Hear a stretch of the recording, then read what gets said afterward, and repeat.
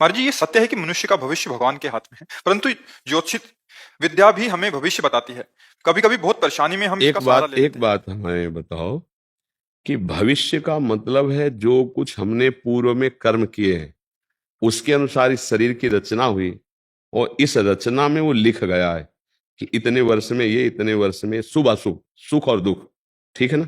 अब जो हम भजन कर रहे हैं ये कहाँ लिखा था? हम इसके प्रभाव से लेख को भी मिटाएंगे, इसके प्रभाव से हम भगवान को प्राप्त करेंगे। हमारे भाग्य में, कुंडली में नहीं लिखा भगवत प्राप्ति, हमारी कुंडली में नहीं लिखा कि हम कौन सी सिद्धि प्राप्त करेंगे भजन से।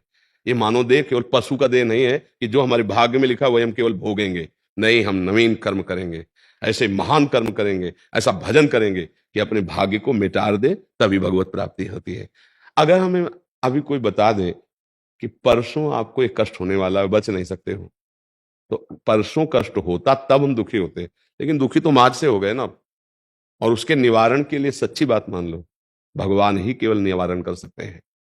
अगर और कोई निवारण का उपाय होता तो दशरथ जी का मरण, सिया जी का हरण, भगवान का वन वन भटकना, ये कुंडली के विचार में कमी नहीं की थी वशिष्ठ जैसे त्रिकालज्ञ महापुरुष, और उधर जनकपुर में सदानंद जैसे सिया जी के पक्ष के पंडित सदानंद जी महाराज, और ये कुलगुरु वशिष्ठ जी त्रिकालज्ञ।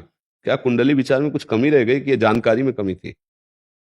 वो ऐसे हाथ मींचते हुए भरत जी से कह रहे, सुनो भरत, भावी प्रबल बिलख कहो मुनिनाथ, हानि लाभ जीवन मरण जस अपजस विधि हाथ। क्या करो? सही ढंग से चलो, भगवान का आश्रय लो, भगवान की लीला कथा सुनो, नाम जप करो, अपने कर्तव्य का पालन करो, जो दुख सुख आए उसको सहते रहो। अगर हमको बता दे कोई कि आज के 5वें दिन भारी संकट आने वाला है, और वो भारी संकट 5वें दिन किस रूप में आता कि नहीं आता, हम आज ही से डिस्टर्ब हो गए, बढ़िया ये है कि जानो ही मती, जो कुछ आवेगा भगवान है, हम सहने के लिए तैयार हैं, हमारे कर्म का फल होगा। और उसको मिटा सकते हैं तो भगवान ही मिटा सकते हैं, ये तो पक्की बात जान लो। अब हम चिंता क्यों करें? भगवान है ना, हम नाम जप करते हैं। अब अगर हम पहले से इस बात की चिंता में रहें तो हम तो मर जाएंगे। कल तुमको एक्सीडेंट होगा, तुम्हारी हड्डी टूट जाएगी। अब चाहे जहां उपाय कर लो, अगर कल हड्डी टूटनी है तो टूटनी है, पक्का है। लेकिन हम आज से क्यों तोड़ के बैठ जाए अपने दिमाग को, अपने बल को, आत्मबल को? हो सकता है वो जो लिखा है वो कल टल जाए, हो सकता है, क्योंकि भगवान के भरोसे सब हो जाता है। भगवान बड़े बड़े लेख को भी बदल देते हैं, तो हम उनका आश्रय लें, उनका भजन करें, उनकी सेवा करें और अपने कर्तव्य का पालन करें। हाँ, अगर हम अपने जीवन को अच्छा बनाना चाहते हैं तो दूसरों को दुख कभी ना दें, तो तुम्हारा लिखा हुआ दुख बच जाओगे तुम। ये आपको अंदर की बात बता, किसी को दुखी देखकर उसके दुख में सुख प्रदान करने वाले सहयोगी बन गए तो तुम्हारा दुख मिट जाएगा। किसी के सुख को छीनकर स्वयं सुखी होना चाहोगे, तुम्हारा दुख पक्का और बढ़ जाएगा। खूब नाम जप करो, भगवद आश्रित रहो। हमें लगता है कि ज्यादा जानकारी दुख का कारण बनती है। आज से 10 दिन बाद 7.5 शनिचर लग जाएगा आपका, वो आज से ही लग जाएगा। अब तुम चिंतित जब लगेगा तो हमारे भगवान है ना, वो संभालेंगे। हम नाम जप करते हैं, भगवान के आश्रित है, जो दुख सुख आएगा देख लिया जाएगा। हम अपने सतमार्ग में चले तो निश्चिंत रहोगे, जो होना है सो होना है। जन्मेजय जी को पहले से पता चला कि परीक्षित जी को आज सांप काटेगा, तो सांप था ना, पूरी व्यवस्था की, बड़े बड़े मंत्रज्ञ, बड़ी बड़ी औषधि, बड़ी बड़ी व्यवस्था कि एक वायु भी वहां बिना आज्ञा के नहीं जा सकती, ऐसे मंत्रवेत्ता ऋषि बैठा दिए, क्योंकि राजा थे। परीक्षित जी ने उन्हीं को तो मुकुट पहना करके तब फिर भागवत सुनी। ज्यों ही समय आया तक्षक के काटने का, तो ब्रह्म ऋषि लोग फल फूल लाकर राजा को समर्पित करते थे और उनकी जांच नहीं होती थी, क्योंकि ऋषियों की जांच, तो एक ऋषि के पुष्प में ही, पराग में, लाल दाने के रूप में छोटा रूप, इच्छाधारी होते तो महान, छोटा रूप धारण करके बैठ गए। जो ही ऐसे समर्पित किए, पुष्प ऐसे लिया और जे ही ऐसे माथे में लगाने को, विशाल रूप धारण करके काटते ही बस मोर अंतर ध्यान। रोक पाए? होनी थी।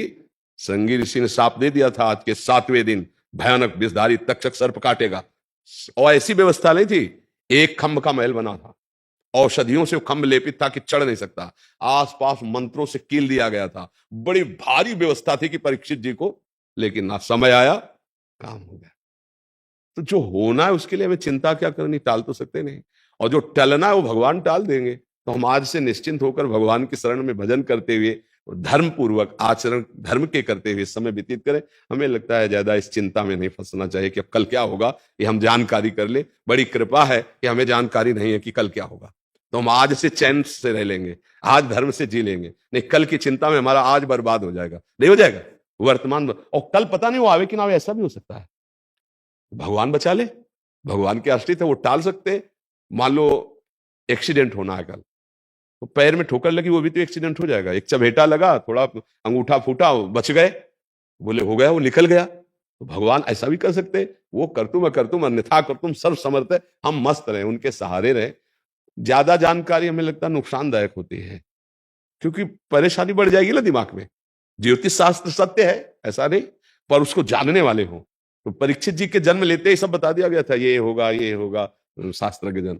तो हमें लगता है अपने को बचना चाहिए, अपने दिमाग को सुरक्षित रखने के लिए भगवान की कथाएं पढ़ो, भगवान का नाम जप करो, भगवान के आश्रित रहो, अच्छे आचरण करो। जो होना होगा सो हो ही जाएगा, देख लिया जाएगा। कल की बात को हम आज चिंतित होकर परेशान हो जाए, हमें लगता है बुद्धिमानी तो नहीं होगी। क्यों?